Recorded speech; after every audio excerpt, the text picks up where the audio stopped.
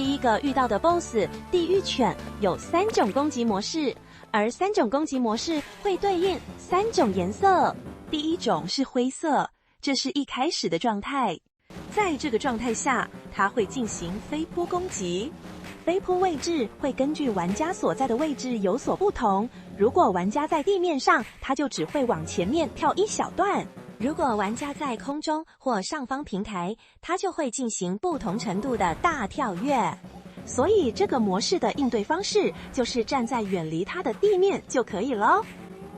第二種是藍色，它會在前後放出雷電，只要遠離它並找機會攻擊它就可以。第3種是紅色，它會跳到遠處的平台下方，再跳到平台上，接着會施展大範圍的雷射光攻擊。看到它變紅色的時候，可以稍微遠離它蹲下，閃過第一個跳躍，接着盡快跑到地獄犬所在的平台下方躲避雷射，並利用空隙攻擊它。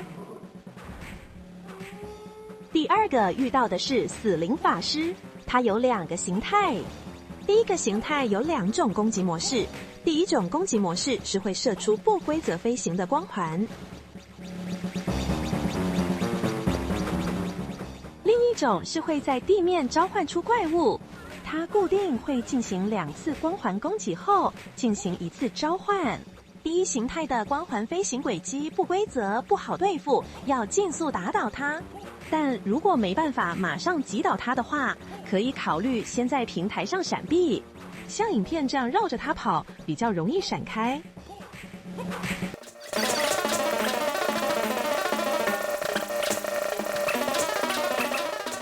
但是 BOSS 的高度會越來越高，最後就會沒辦法這樣閃避了。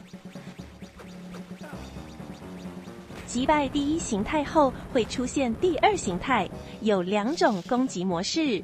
第一種攻擊模式是會召喚怪物，這是攻擊它的好機會。它每次會召喚4個怪物，召喚2次之後會達到召喚上限8個，它就不會再召喚了。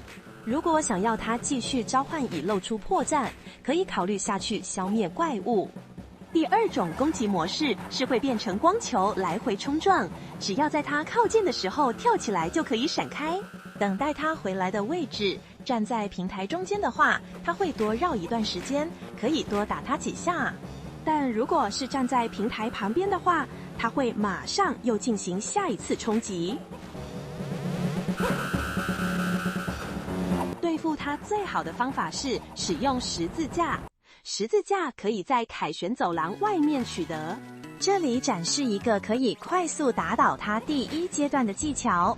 一開始它會降下來，這時候丟一個十字架可以打它幾下。它飛上去的時候，從另一個方向跳起來丟十字架也可以打它幾下，但丟完要馬上往右跑，閃開攻擊。接着同一個位置可以再跳起來丟1次。之後在平台左邊等它光環丟完，切換到第2種攻擊模式。實測在這個位置等待它停下來的高度，我們站在平台可以正好打到它。在它變身的瞬間，還可以丟一個十字架打它幾下。